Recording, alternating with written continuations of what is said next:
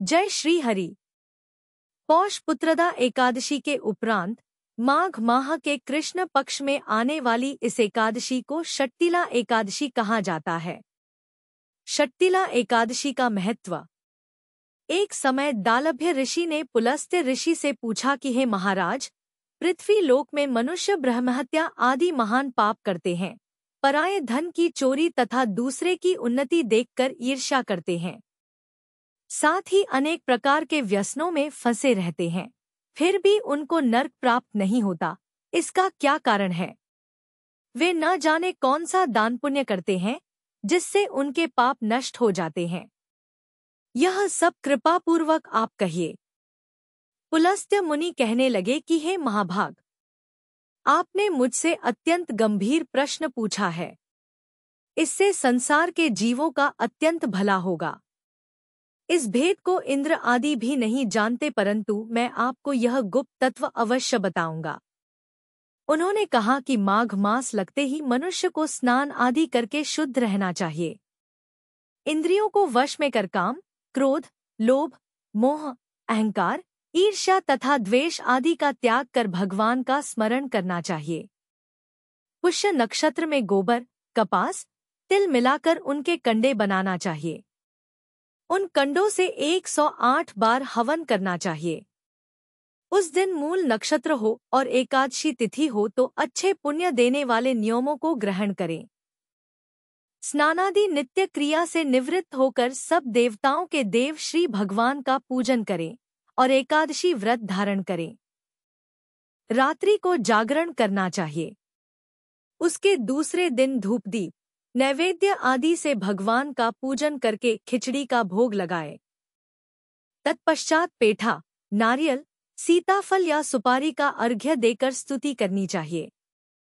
हे भगवान, आप दीनों को शरण देने वाले हैं, इस संसार सागर में फंसे हुओं का उद्धार करने वाले हैं।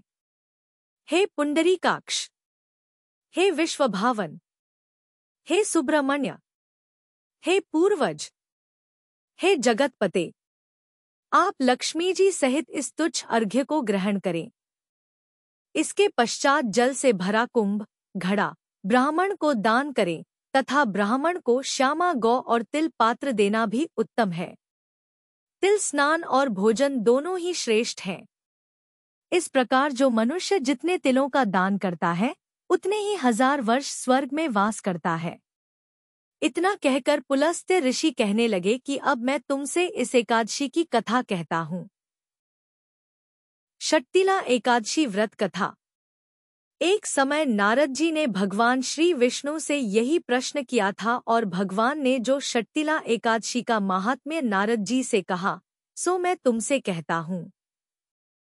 भगवान ने नारद जी से कहा कि हे नारद, मैं तुमसे सत्य घटना कहता हूँ, ध्यानपूर्वक सुनो। प्राचीन काल में मृत्युलोक में एक ब्राह्मणी रहती थी। वह सदैव व्रत किया करती थी। एक समय वह 1 मास तक व्रत करती रही। इससे उसका शरीर अत्यंत दुर्बल हो गया। यद्यपि वह अत्यंत बुद्धिमान थी तथापि उसने कभी देवताओं या ब्राह्मणों के निमित्त अन्न या धन का दान नहीं किया था। इससे मैंने सोचा कि ब्राह्मणी ने व्रत आदि से अपना शरीर शुद्ध कर लिया है, अब इसे विष्णु लोक तो मिल ही जाएगा, परंतु इसने कभी अन्न का दान नहीं किया, इससे इसकी तृप्ति होना कठिन है। भगवान ने आगे कहा, ऐसा सोचकर मैं भिखारी के वेश में मृत्युलोक में उस ब्राह्मणी के पास गया और उससे भिक्षा मांगी। वह ब्राह्मणी बोली, महाराज किस लिए आए हो? मैंने कहा, मुझे भिक्षा चाहिए। इस पर उसने एक मिट्टी का ढेला मेरे भिक्षा पात्र में डाल दिया। मैं उसे लेकर स्वर्ग में लौट आया। कुछ समय बाद ब्राह्मणी भी शरीर त्याग कर स्वर्ग में आ गई। उस ब्राह्मणी को मिट्टी का दान करने से स्वर्ग में सुंदर महल मिला, परंतु उसने अपने घर को अन्नादि सब सामग्रियों से शून्य पाया। घबराकर वह मेरे पास आई और कहने लगी कि भगवन, मैंने अनेक व्रत आदि से आपकी पूजा की, परंतु फिर भी मेरा घर अन्नादि सब वस्तुओं से शून्य है। इसका क्या कारण है? इस पर मैंने कहा, पहले तुम अपने घर जाओ। देवस्त्रियां आएगी तुम्हें देखने के लिए।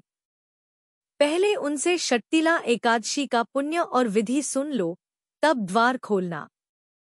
मेरे ऐसे वचन सुनकर वह अपने घर गई।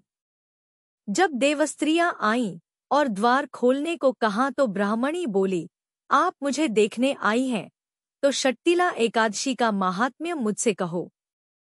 उनमें से एक देवस्त्री कहने लगी कि मैं कहती हूँ। जब ब्राह्मणी ने शट्टिला एकादशी का माहात्म्य सुना तब द्वार खोल दिया।